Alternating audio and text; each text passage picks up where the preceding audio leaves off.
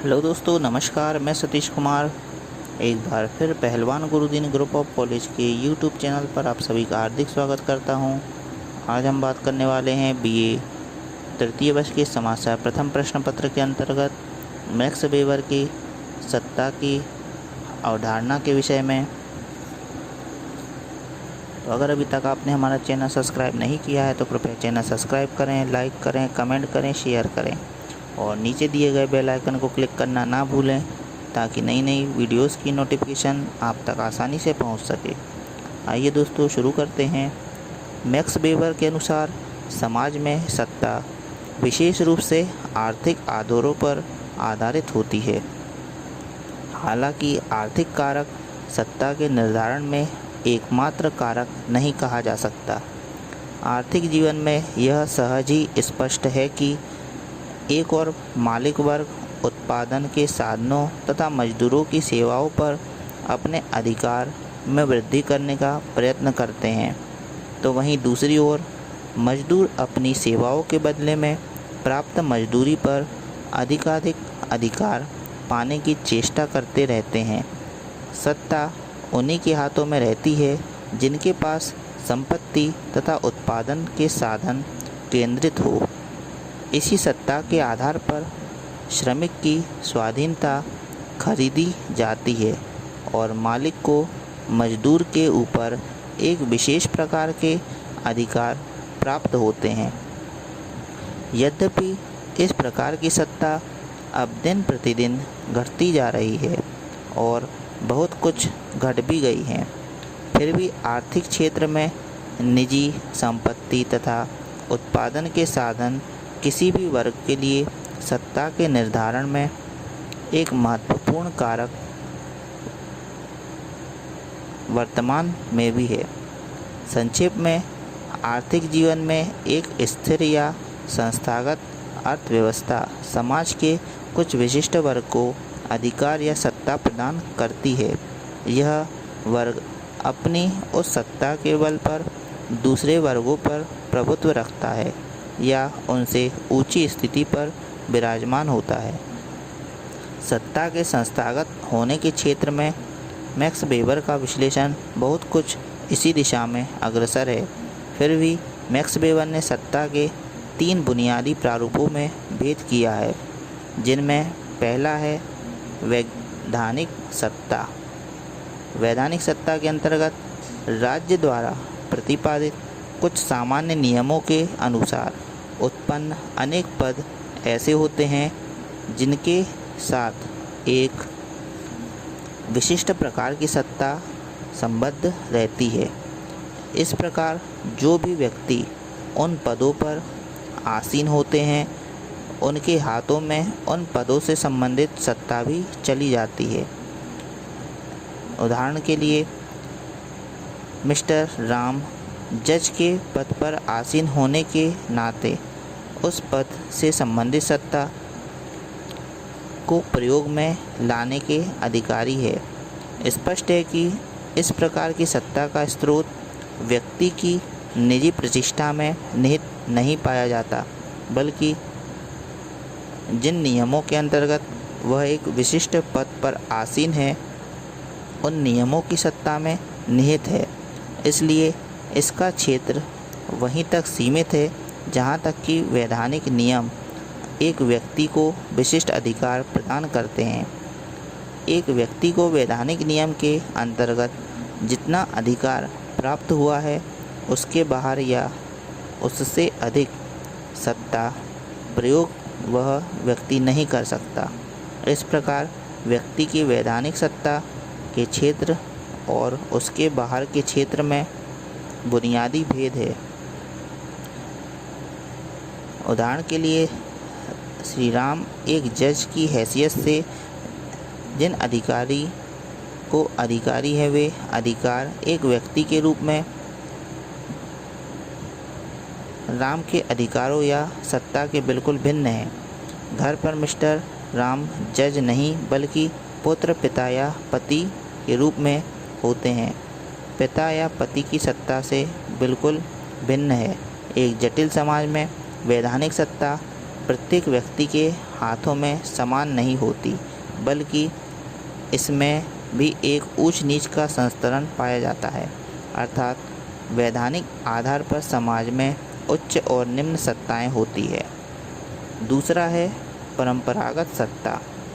यह सत्ता एक ऐसी व्यक्ति को वैधानिक नियमों के अंतर्गत एक पद पर आसीन होने के कारण नहीं, बल्कि परंपरा द्वारा स्वीकृत पद पर आसीन होने के कारण मिलती है। चूँकि इस पद को परंपरागत व्यवस्था के अनुसार परिभाषित किया जाता है, इस कारण ऐसे पद पर आसीन होने के कारण व्यक्ति को कुछ विशिष्ट सत्ता प्राप्त हो जाती है। इस प्रकार की सत्ता परंपरागत विश्वासों पर टिकी होने के कारण परंपरागत सत्ता कहलाती है। उदाहरण के लिए कृषि युग में भारतीय गांवों में पाई जाने वाली पंचायतों में पंचों की सत्ता को ही ले लीजिए।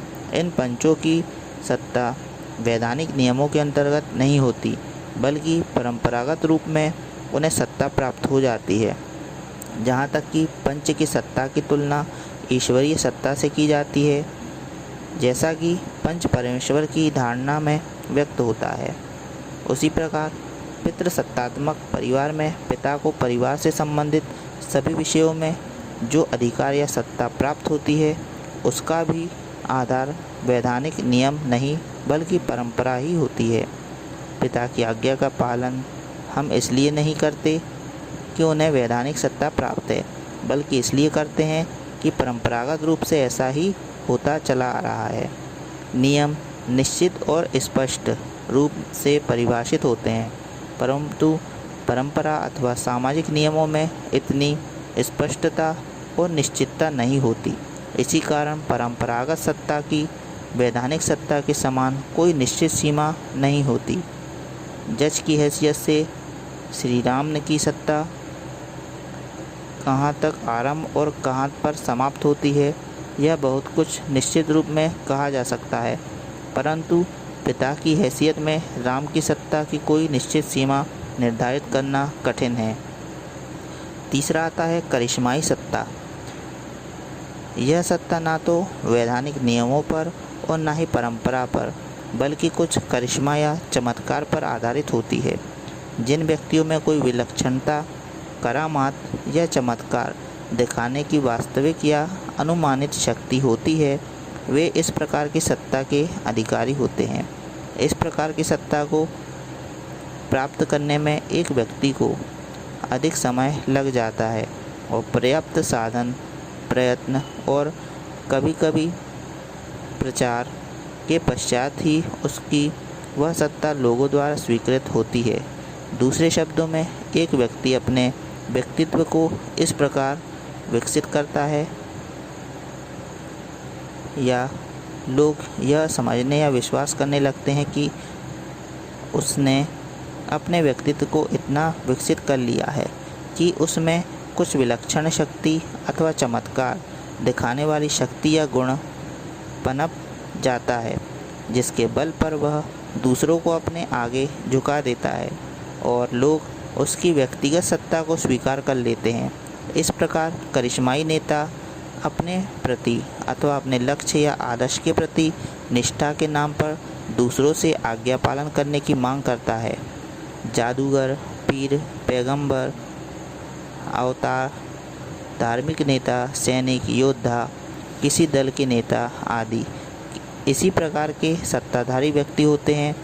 ऐसे व्यक्तियों की सत्ता को लोग इस प्रकार स्वीकार कर लेते हैं कि इनमें कुछ ऐसे अद्भुत या विलक्षण गुण पाए जाते हैं जो साधारण लोगों में नहीं मिलते।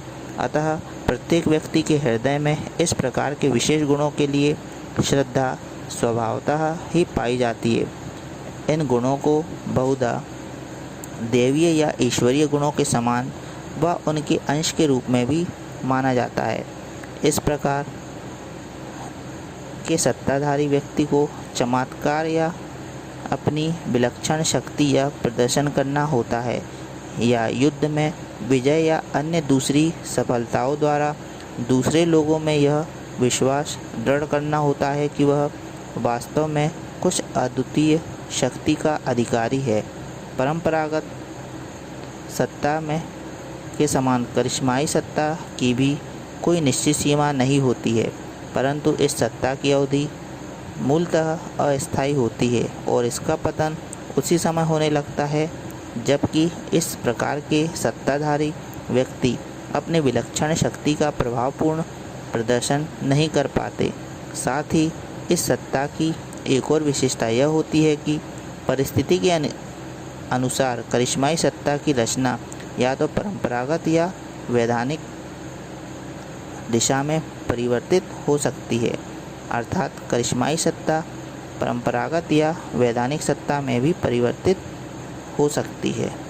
तो दोस्तों, आज हमने चर्चा की मैक्स वेबर की सत्ता संबंधी अवधारणा के बारे में। आपको वीडियो कैसा लगा कमेंट बॉक्स में अवश्य लिखें। नए वीडियो के साथ मैं आपके समक्ष पुनः उपस्थित होऊंगा।